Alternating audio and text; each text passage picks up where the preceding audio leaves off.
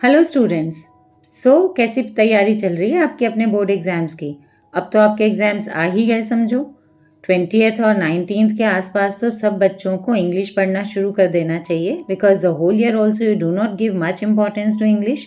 आप लोग ज़्यादा नहीं पढ़ते तो एटलीस्ट 4-5 डेज तो अब आपको इंग्लिश पढ़नी चाहिए 12th वाले बच्चों को, जिनका 24th को इंग्लिश का एग्ज़ाम है। बट बिफोर दैट ऑल्सो अभी अगर मैं आज की डेट से कैलकुलेट करूँ तो still have 8 to 9 days in hand, in which PCB या PCM वाले बच्चे को फिजिक्स और केमिस्ट्री दो सब्जेक्ट्स को इन 8 to 9 डेज में रिवाइज कर लेना चाहिए। बिकॉज बच्चे मैथ्स के लिए और बायो के लिए तो आपके पास टाइम है ही सही। मतलब बायो में तो आपको छुट्टी काफ़ी मिल रही है और मैथ्स में भी आपको 5 डेज मिलेंगे, but as far as chemistry is concerned और physics is concerned you have less time to revise. So now today I am here to give you the schedule how to complete your physics in 50 hours. Yes, you heard it right. I am telling you कि आप पूरी physics को 50 hours में अच्छे से revise कर सकते हैं। और अच्छे से रिवीजन का मीनिंग होता है हमारा your notes and your NCERT। Means NCERT thoroughly solved and unsolved आप कर लेंगे तो एक बार को 50 आवर्स में आपकी पूरी फिजिक्स निकल जाएगी। नाउ बच्चे, अगर आप फिजिक्स की बात करते हैं तो फिजिक्स में हमारा फर्स्ट चैप्टर जो है वो इलेक्ट्रोस्टैटिक्स है। फर्स्ट यूनिट इलेक्ट्रोस्टैटिक्स है, जिसमें हमारे पास 2 चैप्टर्स हैं। But you should never start your revision from that first huge big unit whose weightage is 8 to 9 marks. पर बच्चे, आपको उसको करने में बहुत ज़्यादा टाइम लगेगा।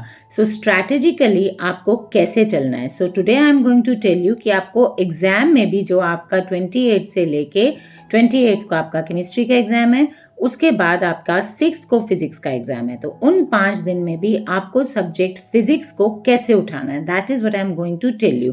कि फिजिक्स जब आपने करनी है बच्चे, तो आपने इलेक्ट्रो से नहीं उठाना, that is a first unit, but mind it, first unit से नहीं उठाना है। You have to start from the modern physics. हमें तैयारी ऐसी करनी है कि जिन चैप्टर्स की वेटेज हमारी ज़्यादा है और जिनको हमें करने में टाइम कम मिलता है और जो रिलेटिवली मच ईजियर चैप्टर्स हैं, you have to give more stress to those chapter, rather आपको अपने मार्क्स साइड में करने हैं। So the first chapter you are going to study semiconductor, purely theoretical chapter. आपको 3 आवर्स में सेमीकंडक्टर में, अब कोर्स भी हमारा बहुत कम हो गया है, hardly 1/3 of the chapter is left, जो हमारा प्रीवियस कोर्स था उसके comparatively. So you have to give 3 hours to semiconductor. Start with semiconductor, 7 marks का semiconductor side में कीजिए। After that we have atom and dual. Atom, dual और nuclei 3 units मिलाकर हमारे 12 मार्क्स की वेटेज रखते हैं बच्चे। अगर ये 12 मार्क्स और 7 मार्क्स सेमीकंडक्टर के आपके अलग हो गए, प्लस EM वेव्स मिला के आपके 22 मार्क्स, पासिंग मार्क्स आपके बिल्कुल साइड हो जाएंगे। So how you have to study, first 3 hours you study semiconductors, then 3 hours atom और ड्यूअल के लिए मोर देन सफिशिएंट है। Revise all the notes and do the NCERT। Then nuclei तो इतना छोटा सा चैप्टर है कि you will hardly spend 2 hours, you need to spend only 2 hours in nuclei. So that makes practically 3 + 3 + 3 + 2 कितने घंटे हो गए बच्चे? 11 घंटे। 2 hours give to EM waves. 13 hours में आपका ये 22 मार्क्स का कोर्स जो है वो बिल्कुल साइड में हो जाता है। Now after EM waves, now you pick current electricity. Yeah, you heard it right. The 3rd chapter of NCERT and 2nd unit. तो आपने इलेक्ट्रो अभी भी नहीं उठाना। You have to do the current electricity whose weightage is approximately 8 to 9 marks. Like electro और current की मिलाकर हमारी 18 मार्क्स की जो वेटेज है, उसमें आपके पास 8 मार्क्स ऑलमोस्ट करंट इलेक्ट्रिसिटी के लिए आ जाएंगे। Fine, but current electricity does not take much time, it will take only 4 to 5 hours। बहुत अच्छे से करेंगे तो भी 5 hours, क्योंकि उसमें भी इस बार अब हमारा काफ़ी कोर्स कम हो गया, मीटर ब्रिज और पोटेंशियोमीटर हमारे कोर्स में से हट गया। So that makes the chapter simpler. Fine. So 4 to 5 hours current electricity done completely thoroughly. Then you have to do EMISC, another very scoring and very easy chapter, especially for the math students, because काफ़ी सारी derivation mathematical इसमें हैं. So EMI and AC will again require almost 6 hours. Fine. सो ये मिला के आपके पास अब जो हमारी यूनिट्स बची, वो बची magnetic effects of current and electro and optics. So after doing EMIAC, then you do the magnetic effects of current. Chronological order में अगर हम करते हैं, जब हम पढ़ाई करते हैं तो हमें पहले मैग्नेटिक पढ़ना होता है, फिर EMIAC, बिकॉज EMIAC में मैग्नेटिक के कंसेप्ट यूज होते हैं।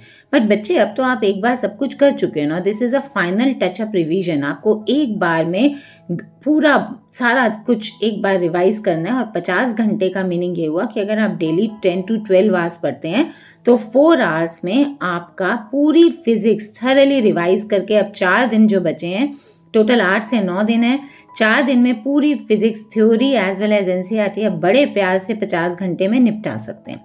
So after spending 6 hours on EMIAC, then you come to magnetic effects and magnetism. उसकी भी थ्योरी पार्ट करनी है और NCERT के न्यूमेरिकल्स करने हैं। मैग्नेटिज्म में भी अब हमारा कोर्स काफ़ी कम हो गया है, like geo magnetism is not there. So magnetic effects और मैग्नेटिज्म को अगर आप 6 आवर्स देते हैं तो this all adds up to 30 hours. सुना आपने, 30 आवर्स में आपका मेजर कोर्स हो गया। सिर्फ आपका बचा हुआ है electrostatics and optics. So what we did till now, semi, atom, dual 3 hours each, nuclei, EM waves 2 hours each, current electricity 5 hours, magnetic effects and magnetism and EMIAC 6 hours। बच्चे मैं जिस ऑर्डर में बता रही हूँ ये इस ऑर्डर में डिफिकल्टी लेवल के हिसाब से आपको बता रही हूँ, सो दैट आप इसी ऑर्डर में करते जाएंगे तो इजी चैप्टर्स आपके पहले होते जाएंगे और डिफिकल्ट वालों को हम लास्ट की तरफ रख रहे हैं जो थोड़ा सा ज़्यादा टाइम कंज्यूम करेंगे। नाउ आफ्टर दिस 30 आवर्स आपके पास 20 आवर्स का जो शेड्यूल है वो हमने बचा दिया इलेक्ट्रोस्टैटिक्स और ऑप्टिक्स के लिए। अब इलेक्ट्रोस्टैटिक्स आपके पास 8 आवर्स में पूरी यूनिट हो जानी चाहिए। इस एक यूनिट में 2 चैप्टर्स हैं, electric charges and fields which is very easy, you can give I think 2.5 hours should be sufficient for that. Potential को आपके पास 2.5 to 3 आवर्स लगेगा एंड कैपेसिटर को 2.5 hour to 3 hour. So these are the 4 topics, are the 2 chapters एक first unit में है। But आप 8 hours में इस पूरी यूनिट को पूरी थ्योरेटिकली, और जो हमारी मेजर डेरिवेशंस हैं वो भी हमारे इस चैप्टर में काफ़ी डेरिवेशंस भी हैं। डेरिवेशंस तो हमारी हर चैप्टर में है। मैं नेक्स्ट वीडियो आपको सारी डेरिवेशंस की लिस्टिंग करके आपको बताऊंगी। Fine, so that last minute पे आप एक बार को सारी डेरिवेशन ज़रूर थ्रू अप कर लें, क्योंकि हमारा CBSE में ऑलमोस्ट 23 मार्क्स का पेपर जो है वो स्ट्रेट फॉरवर्ड थ्योरी बेस्ड होता है। That makes your passing marks aside and then rest is your conceptual and आपके पास न्यूमेरिकल्स, अब तो आपके पास MCQ भी हैं, असर्शन रीजनिंग भी हैं। Fine. So now after electrostatics we are over with 38 hours. So rest 12 hours you have to give to optics. तो optics में बच्चे हमारे पास 2 parts हैं, wave optics and ray optics. तो वेव ऑप्टिक्स जो है दैट इज़ क्वाइट ईजियर, बच्चों को थोड़ा टफ लगता है, क्लासिकल फिजिक्स है बट उसमें टॉपिक्स ही बहुत कम रह गए हैं। हाइगन्स के बेसिस पे reflection, refraction, interference and diffraction, polarisation और स्कैटरिंग तो हमारे कोर्स में ही नहीं है। So you can spend 3 at the most 4 hours for the wave optics and then in 8 hours you can do ray optics. देखिए ray optics तो typical chapter हो जाता है when it comes to do the numericals of NCERT, तो ray optics थोड़ा सा typical हो जाता है, but you focus more on the theory part, derivation part and do the NCERT. If you can do completely, well and good, otherwise you can do exercises before additional. So बच्चे this 50 hour schedule you can follow even during your exam preparatory holidays. Like chemistry के exam के बाद अगर आप 50 घंटे में ये पूरा कोर्स thoroughly इसी ऑर्डर में, इसी सीक्वेंस में, इसी टाइम डिस्ट्रीब्यूशन के साथ करते हैं तो you will be left with sufficient enough time for revision, for sample papers, for extra questions. और अगर अभी इन 8 दिन में भी आप थोड़ा सा टाइम और स्पेयर कर पाएँ तो आप 4-5 घंटे में कुछ सैम्पल पेपर, एक घंटे में एक सैम्पल पेपर को थ्रू कर लीजिए। बिकॉज जब आप सैम्पल पेपर अब करेंगे तो आप 3-3 घंटे का अगर एक लिख कर देख सकते हैं तो नथिंग लाइक इट। और अगर आप थोड़ा सा स्ट्रेस में आ रहे हैं तो आपको क्या करना है कि आपने सैम्पल पेपर देखना है and you have to read the question and see कोई क्वेश्चन जो ऐसा लगे जो आपसे नहीं होगा उसको आप सॉल्व करके देख सकते हैं। In my next video I will also tell you how to manage the time while doing the paper.